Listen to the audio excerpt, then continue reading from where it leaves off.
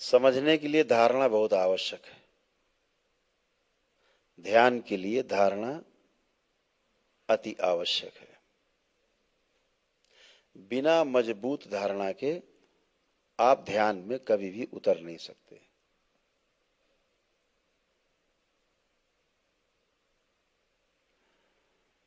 एक बार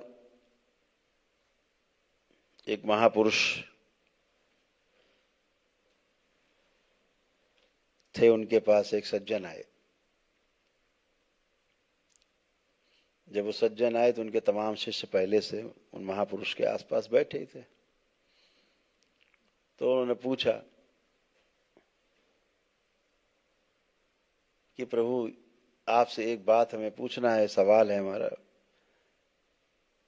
ये बताइए। तो उन्होंने कहा, क्या ईश्वर होता है?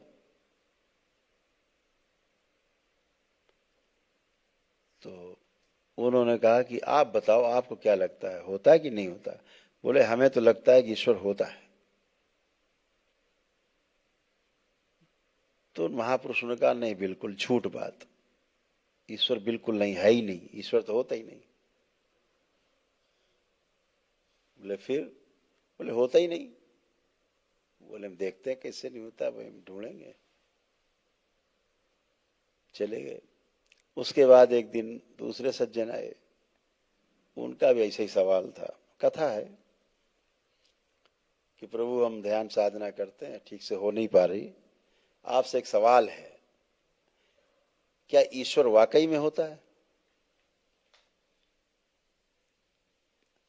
तो उन्होंने कहा कि तुम्हें क्या लगता है, ईश्वर होता है कि नहीं होता? उनका नहीं, हमें तो लगता है कि ईश्वर तो होता है नहीं, होता ही नहीं। बोले बिल्कुल गलत, ईश्वर तो है।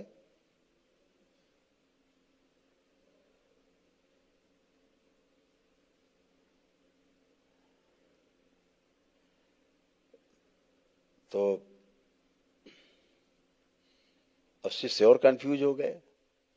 जब एक आए तो उससे कहा ईश्वर होता नहीं, इससे कह रहे ईश्वर होता है। एक दिन एक तीसरे सज्जन आए, उन्होंने पूछा यही प्रश्न कि प्रभु हम जानना चाहते हैं ईश्वर होता है कि नहीं होता, हम आपसे सुनना चाहते हैं। बोले तुम्हारी कैसी राय है? बोले हम तो बड़ा कंफ्यूज है, पता नहीं, कभी लगता है कभी लगता नहीं है। तो महाराज जी उठे और अपना कुटिया के अंदर चले गए, कोई जवाब ही नहीं दिया। अब उनके शिष्य और कंफ्यूज, और ज्यादा भर गए प्रश्नों से। उसको बगैर जवाब दिए कुटिया अंदर चले आए, वो चला गया। अब शिष्यों ने घेर लिया उन्हें कि गुरुदेव अब ये बताओ, पहले आज तो सवाल ही हम लोगों के बड़े बड़े सवाल बन गए। एक को कह दिया ईश्वर है, दूसरे से कह दिया ईश्वर नहीं है, और तीसरे ने कहा तो आपने जवाब ही नहीं दिया कोई, ये क्या है? तो उन्होंने कहा देखो बात सुनो, बात धारणा की, हम तो धारणा तोड़ते हैं। पहले ने कहा, हमने पूछा उससे तुम्हें क्या लगता है, उसने कहा ईश्वर होता है। तो हमने तो मान के बैठ गया कि होता है, तो अब जानेगा ही नहीं, जानने का प्रयास ही नहीं करेगा। तो हमने उसे बता दिया नहीं होता है, तो उसकी धारणा तोड़ी हमने। दूसरे ने पूछा तो उसने बताया कि हाँ ईश्वर तो हमें लगता है कि नहीं होता है। तो हमने उससे कहा होता है, तो हमने उसकी वो धारणा तोड़ी। और तीसरा कंफ्यूज था है कि नहीं, तो हमने खुद ही ढूंढेगा है कि नहीं,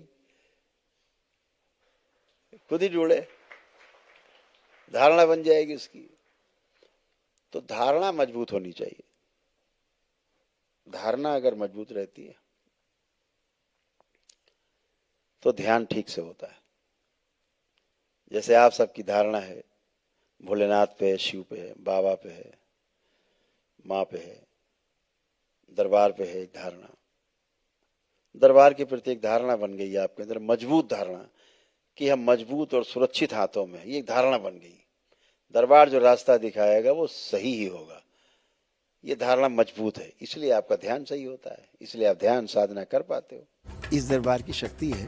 भोलेनाथ को, माँ कामाख्या को ध्यान करें, हमारे गुरुदेव माँ को प्रणाम करें और अपनी बात कह दें।